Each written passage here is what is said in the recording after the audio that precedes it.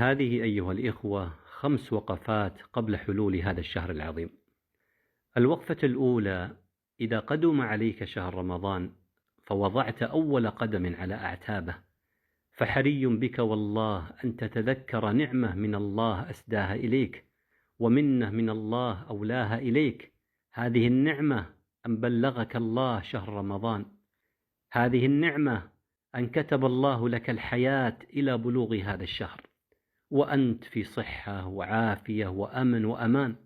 كم من قلوب حنت واشتاقت إلى لقاء هذا الشهر، ولكن انقطع بهم الأثر، فهم تحت الثرى في القبور. فإذا بلغك الله شهر رمضان فتذكر منة الله عليك، واحمده على الوصول والبلوغ، وقل بلسان الحال والمقال: اللهم لك الحمد على أن بلغتني رمضان، لا أحصي ثناء عليك. فإن قلت هذا وتمكنت هذه النعمة من قلبك تأذن الله لك بالمزيد، ولئن شكرتم لأزيدنكم، وحري بأن تصاب برحمة الله عز وجل. ما شكر عبد نعمة من نعم الله إلا بارك الله له فيها. وإذا بلغك الله شهر رمضان تذكر أناس حيل بينها وبين الصيام والقيام، فهم على الأسرة البيضاء، لا يستطيعون الصيام ولا القيام ولا قراءة القرآن. وإذا تذكرت ذلك ورأيت الصحة والعافية في بدنك فاحمد الله على الوصول والبلوغ، واسأله أن يعينك على طاعته وذكره وشكره وحسن عبادته.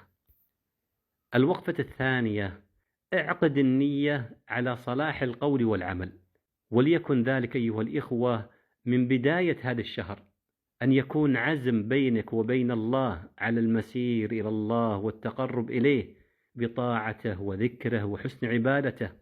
وهذا أمر ينبغي أن يتذكر من بداية هذا الشهر، بأن تعقد النية على صلاح القول والعمل.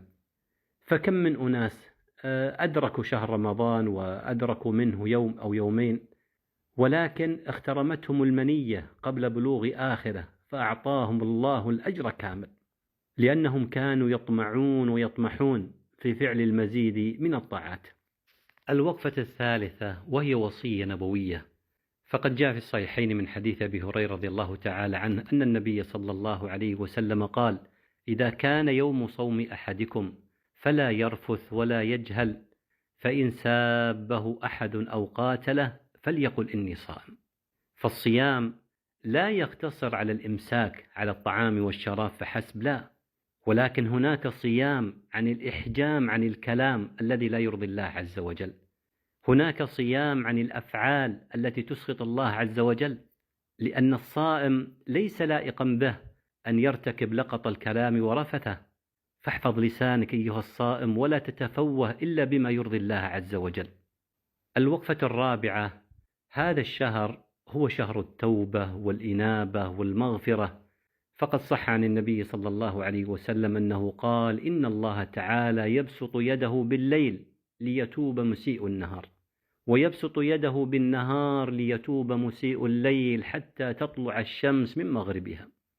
ذنوب العام كل العام تمحى لمن صدق مع الله في هذا الشهر. يا عبادي إنكم تذنبون بالليل والنهار وأنا أغفر الذنوب جميعا فاستغفروني أغفر لكم. يا ابن آدم إنك ما دعوتني ورجوتني غفرت لك على ما كان منك ولا أبالي. الله أكبر. يا ابن آدم لو بلغت ذنوبك عنان السماء ثم استغفرتني غفرت لك ولا أبالي. من لم يتب أيها الإخوة في رمضان فمتى يتوب؟ ومن لم يعد إلى الله عز وجل في رمضان فمتى يعود؟ فالبدار بالتوبة قبل حلول الآجال.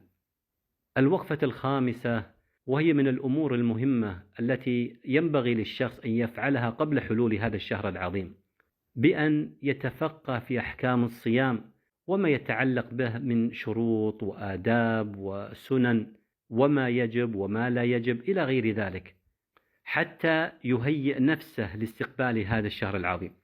فقد صح عن النبي صلى الله عليه وسلم أنه قال: من يرد الله به خير يفقهه في الدين. والذي لا يسأل عن أمور دينه ولا يتفقه في أحكام الصيام وما أراد الله عز وجل به، هذا لم يرد الله به خير بنص حديث النبي صلى الله عليه وسلم. هذه بعض الأمور التي نستقبل بها هذا الشهر العظيم، فلنغتنم أيام هذا الشهر ولياليه وساعاته وجميع لحظاته في الاستزادة من الخير والإقبال على الله عز وجل، فإن العاقل والله لا يفرط في هذه الأيام. وما يدريك لعلك مكتوب في سجل الأموات هذا العام، وما يدريك لعلك لا تدرك رمضان المقبل. يا ذا الذي ما كفاه الذنب في رجب حتى عصى ربه في شهر شعبان، لقد أضلك شهر الصوم بعدهما فلا تصيره شهر تضييع وعصيان، واتل القرآن ورتل فيه مجتهدا فإنه شهر تسبيح وقرآن، كم كنت تعرف ممن صام من سلف من بين أهل وجيران وإخوان، أفناهم الموت واستبقاك بعدهم حيا فما أقرب القاصي إلى الداني. اللهم بلغنا رمضان وأعنا فيه على الصيام والقيام، واجعلنا فيه ووالدينا من عتقائك من النار.